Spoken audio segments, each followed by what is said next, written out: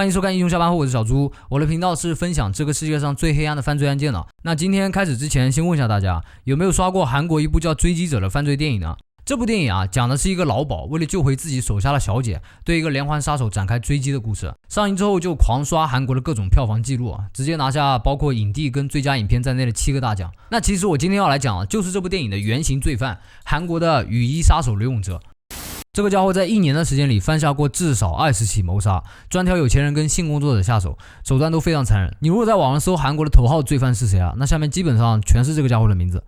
不过还先提醒一下大家，刘永哲他是一个非常凶残和狂暴的连环杀手，所以待会请根据自己的情况酌情观看哦。那刘永哲他最早会被注意到是在2004年的7月15号，当天首尔警察厅有一位杨警官，那天晚上他在家睡觉的时候被一串电话给吵醒，打电话过来的是他的线人，一个老鸨。老鸨在电话里面说遇到了一些可疑的情况，叫杨警官赶紧过去看看。那其实是这个老鸨前段时间发现自己手下的小姐会接二连三的失踪，后来给他发现这些失踪的小姐呢都是被同一个电话号码的客人给叫走的，所以当天晚上那个号码又打电话过来说想要外派小姐的时候呢，老鸨就跟他说行，我给你安排一下，然后反手通知了杨警官。杨警官当时过去听完就感觉这可能是一起绑架案，那不管怎么样先把这个家伙抓起来问一遍再说。他们就以小姐为诱去跟对方见面，杨警官另外再安排一些人手埋伏好，等到了约定的地点，那个家伙现身的时候他们就一举上前把他给抓住。那被抓的这个人呢就是刘永哲。刘永哲当时眼看自己要被抓第一反应就是吞掉叫小姐的传单，就那种宾馆小卡片大家应该都见过吧，跟名片差不多大了，上面会印的一些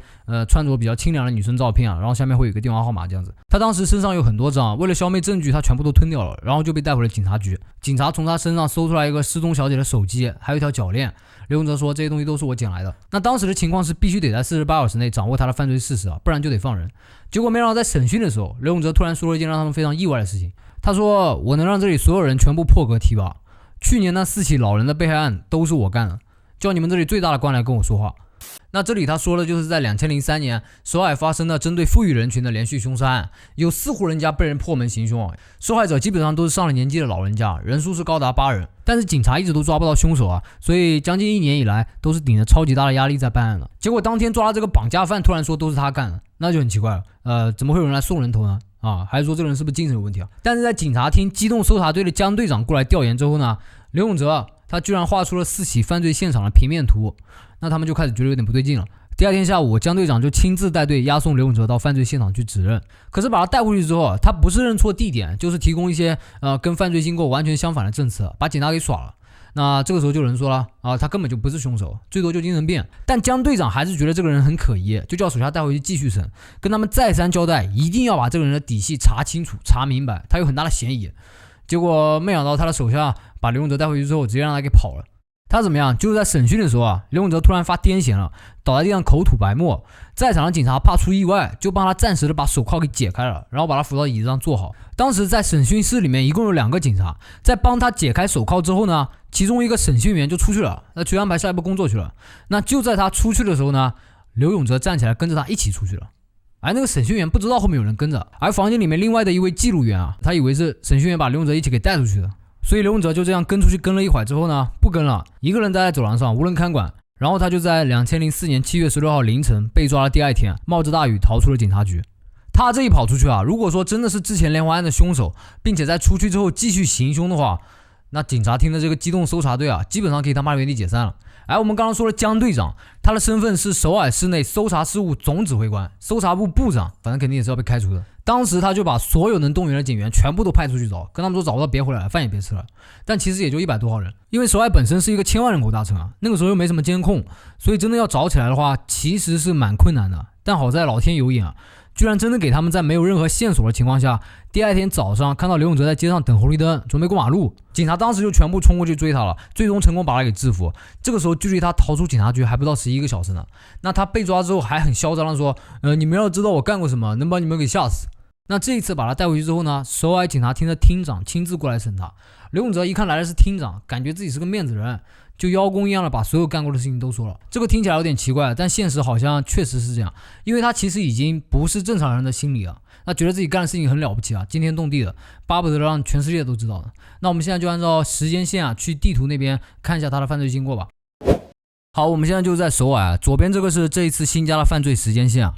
刘永哲他的谋杀类型有3种，按时间顺序分别是入室型、诱捕型还有偶发型，主要的凶器呢是铁锤跟折刀。先来看一下第一种入室型，就是他最早针对富裕阶层的老年人的行凶手法，总共是有4起。第一起案件是发生在首尔江南区的新沙洞，在2003年9月24号上午10点左右的时候，受害者是72岁的李教授跟68岁的李夫人，他们在当地的一所独栋的别墅就成了刘永哲的第一个目标。画面中心这个就是当年的案发现场，原来的别墅已经不在了，现在看到的这个是改建过后的样子。那刘永哲他当时就是戴上手套，翻过这边的围墙闯进院子里面，先观察屋里的情况，确定家里有人之后，再用折刀打开门摸了进去。没有错，他是要确定有人他才会进去，没人不进去的。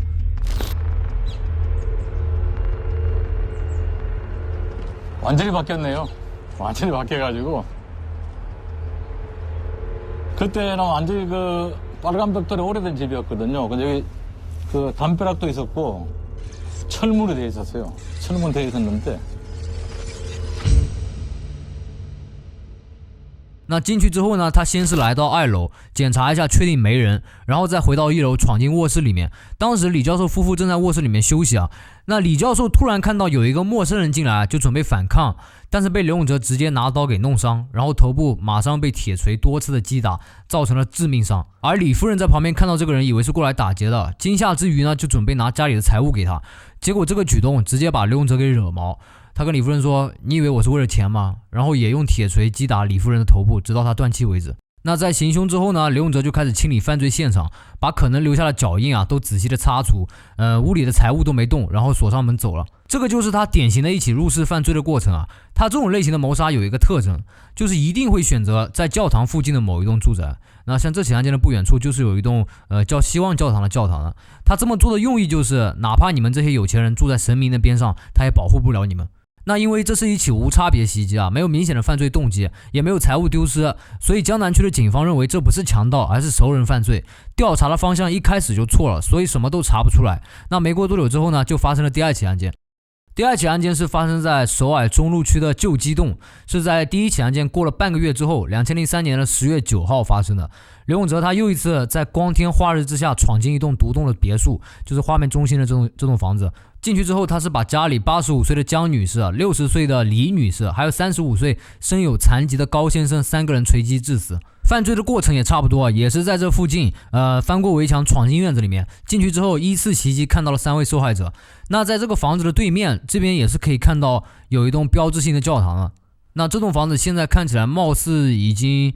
没有人在住了，外墙这些都已经没有在打理了，跟旁边其他的这些比较干净的房子看去明显不太一样。那遇害一家的屋主高先生呢，当时是不在家里面，侥幸的躲过一劫，但也是悲痛欲绝不停的抱着家里面的金鱼缸，问里面的金鱼说：“你们没有看见吗？凶手到底是谁？他为什么要这么做？”那警察先是调查了高先生发现他不可能行凶，然后又去调查周边的熟人，当然这也是什么都没有查到。不过这起案件有一个地方跟第1起不太一样，就是我们刚才说第1起案件的现场，刘永哲他不是什么都没有动嘛，但是这一次呢，他就在室内伪造出了乱翻的痕迹，假装这里是抢劫。这个应该是他避免警察把2起案件联系在一起做的反侦查工作，包括犯罪的地点也是远离第1起案件所在的这个南部选择城市的北部犯罪的，这边直线的距离大概是有12公里左右。不过刘永哲这一次在犯罪现场留下了脚印，警察就去把这枚脚印拿去确认鞋子的种类跟品牌，很快就确定这是某一个牌子的一款登山鞋。但是确定了之后就没有然后了。同时有媒体开始把2起事件联系在一起，猜测这是针对富裕阶层老年人的连环行凶。那就这样过了1个礼拜之后呢，发生了第3起案件。第3起案件又回到了江南区在2003年10月16号上午，江南区3城洞，在一位60岁的刘女士家里，也是一栋独栋的别墅，就是这栋黑色的大楼原来的房子也已经拆了。然后在它的斜对面这边也是可以看到这里有一个教堂的。刘永哲他当时闯进去之后是用折刀威胁正在干活的刘女士，先进入卫生间，然后马上拿出铁锤，一样是对受害者的头部造成了击打，然后他就逃走了。到当天下午1点左右的时候，刘女士被回到家里的儿子给发现，送到医院治疗，但是很遗憾确定是因为头部受伤死亡。那这起案件跟同是江南区发生的第1起案件一样，也没有财物的丢失所以现在回头看的话，就可以发现刘永哲他在南部呢都是伪装成熟人犯罪，到北部就假装入室抢劫，时间都是选择在上午10点到12点。因为这个时间如果家里有男人的话，通常都是会在外面上班，这个就是他的犯罪计划。另外，在第3起案件的现场是又一次发现了刘永哲的脚印，警察就把他拿去跟第2起案件里面发现的脚印做对比，发现纹路是一样的，这就表明凶手有可能是同一个人。所以媒体报道就开始把连环杀人视为既定的事实，并且抨击警察连罪犯的轮廓都没有掌握清楚，就把受害者的家属当作调查对象继续折磨他们。后来这件事情就惊动了首尔警察厅的领导听了之后说，啊，有连环杀手，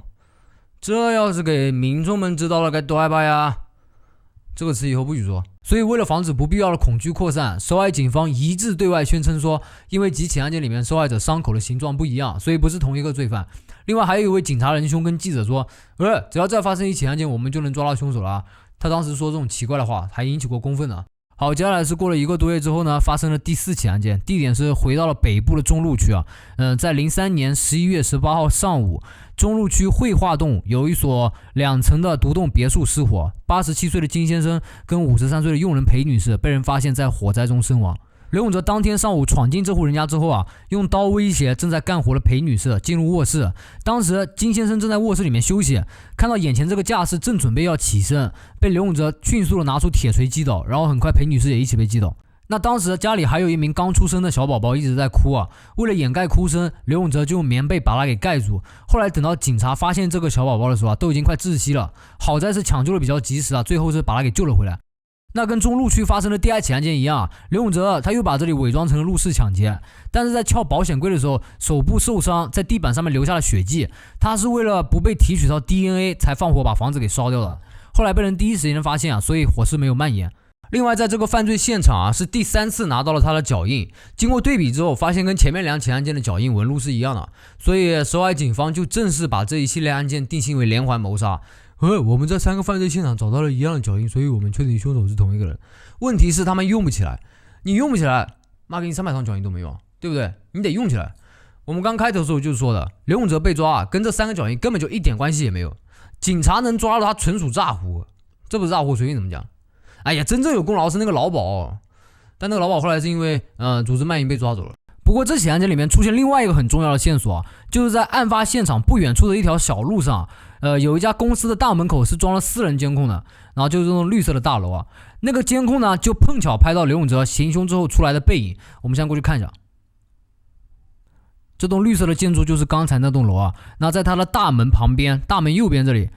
就是被这个监控给拍到了，这里有个监控。然后刘永哲他呢是行凶之后顺着这条路往外走，然后经过这边有一根柱子啊，就这根柱子前面看到没，在这根柱子前面的时候被这个监控给拍到了，正好。那当时受害者家属看了那个监控画面之后呢，很快就确定画面中的那个人啊穿的就是受害者的衣服，所以基本上可以确定他就是凶手。当时因为刘永哲他身上沾了血迹啊，所以在受害者家里面找了一件衣服盖住血迹，然后给他穿走了。另外在这栋大楼的背面啊，也是可以看到有标志性的教堂的，我们过去看一下。这里就这种教堂，大楼在这边，然后犯罪现场的话就是在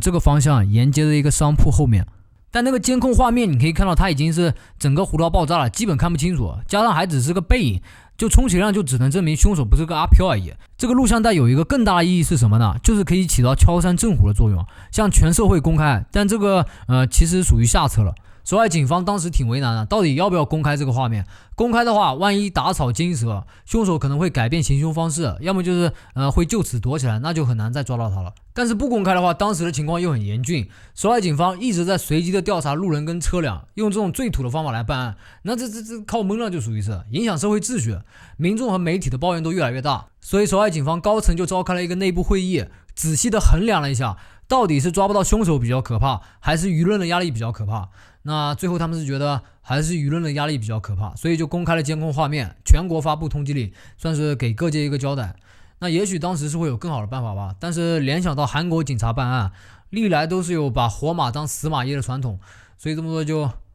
也合理吧。那录像带公开之后呢，确实让刘永哲收手了一段时间啊。另外这段时间他去谈恋爱了，过了4个月被女朋友甩了之后才出来继续行凶了。但实际上这段时间受害者的数量一直在增加，原因就是首尔出现了第2个连环杀手郑南奎。这个人从04到06年造成了30人以上的伤亡，那这个就是郑南奎的犯罪地区啊。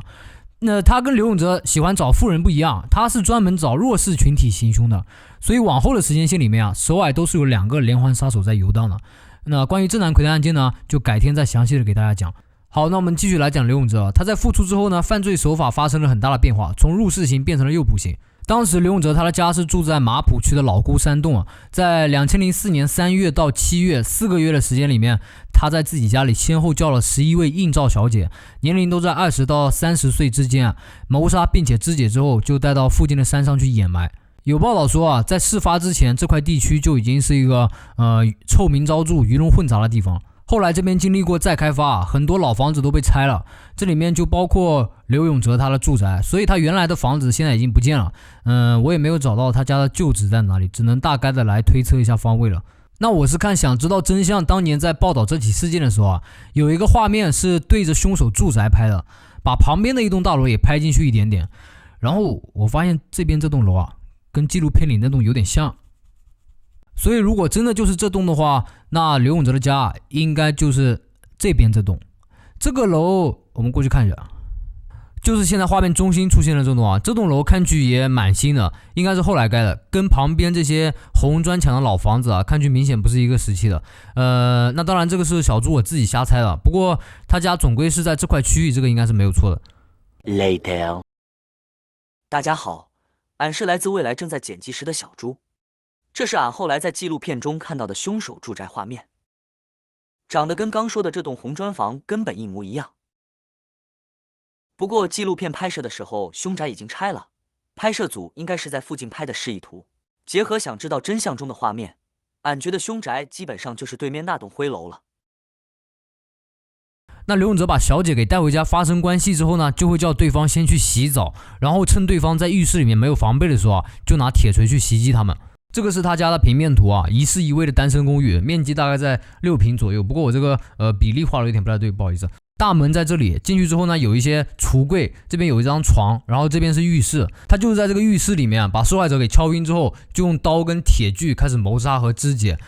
这个过程中呢，会出现一些侮辱性的行为，包括他说他曾经使用过受害者的内脏器官，还把受害者的指纹用剪刀剪下来扔到马桶里冲走。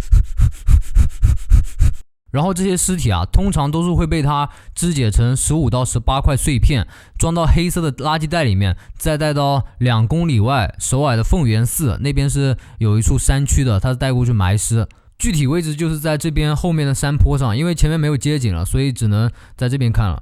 就在这栋房子的后面 ，Welcome to Korea。他就是在这边把尸体给处理好之后呢，就会把垃圾袋给回收，又是为了防止被提取到信息，非常非常谨慎。另外他还会在埋葬的地方做一个记号，方便以后回来能找到在哪里，就在上面放一个汽水瓶的瓶盖。那为什么要回来找到在哪里呢？我跟你讲，这些连环杀手啊，一个个都超级喜欢回到现场去回味的，满足自己的虚荣心。等到没法满足的时候呢，就会开始找下一个受害者了。犯罪心理这块我已经很懂了，看过太多连环杀手都是这样。后来他被抓之后呢，就被警察给带回到这边，把受害者的遗体给找出来，但是很多都已经没法完整的拼凑回去了。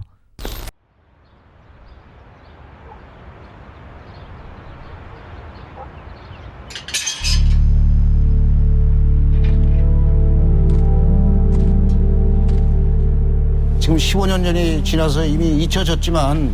다시 와서 보니까 정말 감회가 새롭네요. 그대로 내보니까 여기 변한 게 하나도 없네요. 이거 보니까. 과거 옛날 사진을 보면 내가 여기 발굴할 때 유영철이를 쳐다보게 하고 내가 바로 그 옆에 있었던 게 아마 여기에요, 여기. 여기 일렬로 약 간격은 한 3cm 간격? 그렇게 묻어놨더라고요. 사체를 여기다가 매장하고 불과 약 한 달 정도 경과 후에 우리가 발굴했기 때문에 그때까지만 해도 사체 이 살짜지고 그대로 있었고 뼈도 그대로 있었고 땅에서 파서 내버리니까 아유 뭐 글자 그대로 숨이 막힐 정도로 내중은 아니었죠. 好，接下来我们来看一下最后一种偶发型的谋杀。那这个其实是他在谋杀小姐期间出现了一起偶然事件。在2004年4月13号晚上7点左右，首尔中区黄鹤洞这边有一个叫三荣大厦的地方。那当天呢，刘永哲就是在这附近看到有一个路边摊在卖色情光盘跟伟哥，就决定要假扮成警察上去敲诈勒索。他以前就干过这种事情有一个用 PS 伪造了警察证件，那刘永哲就上去出示了证件，跟对方说你现在卖这些东西都是违法的，你要跟我走一趟。那老板是一位44岁的安先生当时安先生信以为真就跟刘永哲上了一辆面包车，在车上刘永哲就用手铐把对方给铐在座位上，然后开始盘问。在这个过程中呢，安先生开始怀疑了，因为安先生他不是卖这些不太健康的东西嘛，整天会跟警察打交道的，所以他就感觉眼前的这个人不太像，就问他了，你到底是不是真的警察？那刘永哲眼看对方开始怀疑了，担心之后会暴露自己就起了杀心。他就趁对方被手铐给铐住行动不便的时候用刀和铁锤对安先生行凶，过程中他自己受伤，在车上留下了血迹，所以又想到了用火。他就把车连夜开到40公里外仁川市这边有一个叫月尾岛公园的地方，凌晨1点左右的时候开到这边。在这边附近呢有一个停车场连人带车一把火全部烧光，还波及到旁边的油罐车，引发了连环爆炸。另外他还担心在受害者的手铐上会提取到自己的指纹就把受害者的双手手腕连带手铐一起给砍了下来，用塑料袋把2只手腕给装好，再扔到这边附近海边有一个岩石缝里。那这起案件的受害者家属他们的遭遇让人非常惋惜，就是安先生的妻子在调查现场看到刘永哲之后呢，整个人哭到晕了过去，在那以后就带着孩子们消失了。另外受害者还是家里4个兄弟的老大，在他去世之后，老二跟老幺都承受不住打击，先后选择自尽。剩下老三本来也打算随他们而去的，好在最终是没有，但也受到了抑郁症跟 PTSD 的困扰。后来在受害者援助中心的帮助下，坚强努力的恢复正常生活。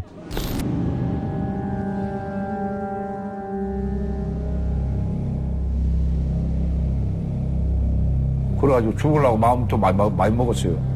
내가 사실 죽으려고 이제 산으로 갔어. 죽으려고 소주 막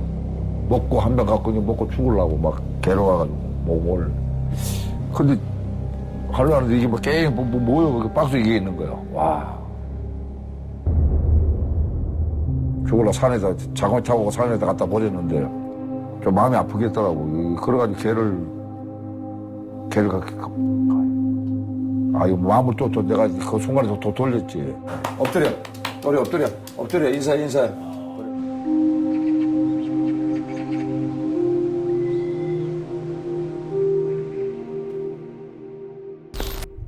那最后我们再来看一下刘永哲被捕的地点吧。他第一次被抓呢，其实就是在他家附近有一个叫 Grand Mart 的商场后门。Grand Mart 就是这栋白色的大楼然后就是在这边，刘永哲他就在这附近被抓到了。其实当时在见小姐的过程中他换过好几次地点，因为如果过来的是比较高挑的女生的话，他会要求换一个，那见面的地点也随之更换了。原因就是如果是太高挑的女生，她肢解起来会比较费劲，所以专门会挑选体型比较娇小的女生。那总之最后就是在这附近被抓到的。然后他第2次被抓呢，是在永登浦站的火车站门口，当时给他跑出来了嘛，他就准备坐火车逃到别的城市去了。好险这边正好有一队警察。这栋大楼就是永登浦站刘永哲他如果说是要去火车站坐火车的话，那我估计8成就在这边这条斑马线上面等红绿灯然后被警察给逮到了。那刚才说的这些就是法院认定的刘永哲犯下了20起谋杀，但是有可能不止，因为在被宣判的时候，他宣称说我没有杀20个人，我杀了26个人，希望检方查明没有被起诉的案件。这里他另外说的这些案件不管是出于他的自恋心理，还是真的有做过，都是因为证据不足所以没有起诉。主要就是那些遇害的性工作者都是属于社会边缘人士，很多跟家里都是断联的，就算失踪的话，劳保通常也不会报警这个是重点。所以其实到今天都不知道他到底谋杀了多少人。另外他还冒领了郑南奎的案件这里面有一起受到很大关注的李门洞女性遇害案，警察当时在没有任何具体证据的情况下，给刘永哲开了个条件，跟他说你要是承认李门洞案件也是你干的，我们就保你儿子以后衣食无忧，一直到他大学毕业为止。刘永哲就答应了，因为其实对他来说不管20个还是30个都是死刑，没差的。这个事情后来是等到郑南奎被抓以后才真相大白的。还有一个很出名的刘永哲被抓之后接受采访的视频是他给自己的行为找了一堆借口，丝毫没有悔改的样子。当时他身上穿了一件很显眼的黄色雨衣，所以大家后来就叫他雨衣杀手。 이 계기로 여성들이 함부로 뭐 몸을 놀리거나 하는 일이 없었으면 하고 부유층들도 좀 각성했으면 합니다. 他这个合理化罪行的言论还真的引发了一些仇富人士的共鸣，觉得刘永哲替他们出了一口气，甚至还有人给他成立了粉丝俱乐部。我就搞不懂这些人为什么可以这么笨。他如果真的要替天行道，那你有本事你去找韩国财阀，或者你冲到一个什么跆拳道黑带的家里去，那你有种啊，阶级斗争啊。大哥，你要这样，你真是爷们儿，纯爷们儿。你不要找老人跟女生，你他妈明明就是想行凶，还找那么多借口。另外，在把他移交检察院的过程中还出现了一件非常戏剧性的事情，就是有一位受害者家属冲了出来，他因为过度的悲愤，想要用雨伞把刘永哲的帽子给打掉，结果有一名警察居然为了保护凶手，一脚把受害者家属给踢飞。这个画面被电视直播的摄像机拍了下来，首尔警察厅被全国延上。后来厅长出面低头道歉，相关的警察受到处分。江队长本来破了大案子，准备要升官了，但也因为这件事情被降职。刘永哲最后在05年的6月9号被判死刑，化干戈为玉帛。不过韩国虽然是没有废除死刑但自从97年以后就没有再执行过了。过了2年，有法务部想推动执行他的死刑但是被青瓦台反对。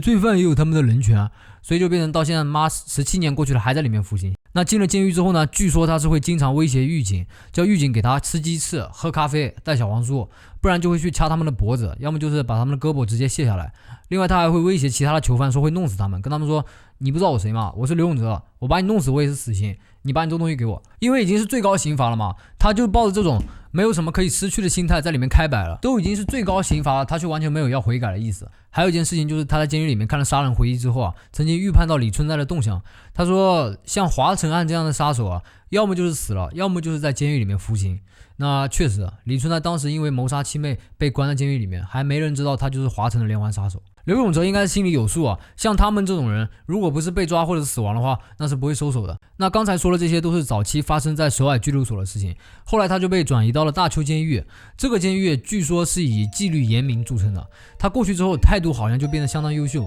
一度还想申请调回首尔拘留所呢。不过到今天为止应该是还在里面服刑。